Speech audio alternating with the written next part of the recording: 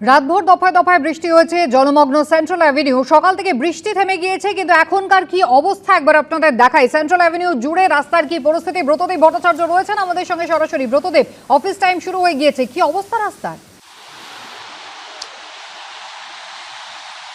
দেখো, আমি এই মুহূর্তে রয়েছি এমজি রোড ক্রসিংয়ে। আর এমজি রোডের সেই চেনা ছবি এবারও দেখা যাচ্ছে।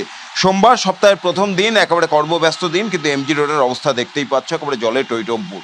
এবং একটু বৃষ্টি হলেই কিন্তু এই এমজি রোড জলমগ্ন হয়ে যায়। এবং শুধু এই এমজি রোড নয়, সেন্ট্রাল এভিনিউর দুপাশে যেমন বিবি গাঙ্গুলি স্ট্রিট, মুক্তারাম বাবু স্ট্রিট, মুরলীধর সেন লেন, এই ধরনের একাধিক যে কানেক্টিং রোডগুলি রয়েছে, প্রত্যেকটারই কিন্তু এই একই রকম পরিস্থিতি।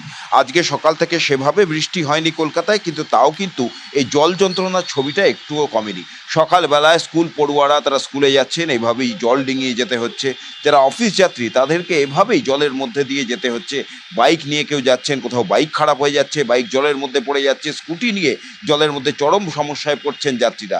এরকমই এখনো ছবি কিন্তু কলকাতা সেন্ট্রাল এভিনিউ জুড়েই দেখা যাচ্ছে। বেলা 9টার পর এই মুহূর্তে দেখা যাচ্ছে যে কলকাতা পুরসভার কয়েকজন কর্মীরা তারা এসছেন পাম্প নিয়ে, কিন্তু এই জল সরানোর ব্যবস্থা এখনো পর্যন্ত শুরু হয়নি। কখন এই জল নামবে কেউ জানে না, কিন্তু প্রত্যেকেই একটাই প্রশ্ন তুলছেন যে বছর আসে বছর যায়, কিন্তু কলকাতার এই জল যন্ত্রণার ছবিটা কিন্তু একটুও বদলায় না।